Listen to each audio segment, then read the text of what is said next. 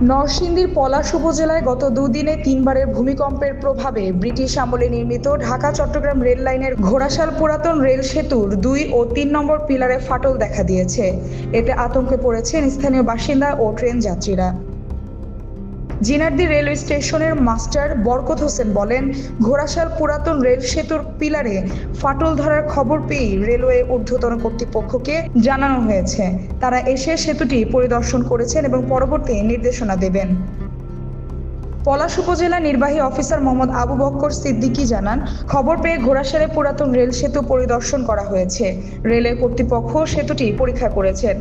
২ ও ৩ নম্বর পিলারে ফাটলের অস্তিত্ব পাওয়া গেছে। এই বিষয়ে প্রয়োজনীয় পদক্ষেপ নেওয়া হবে।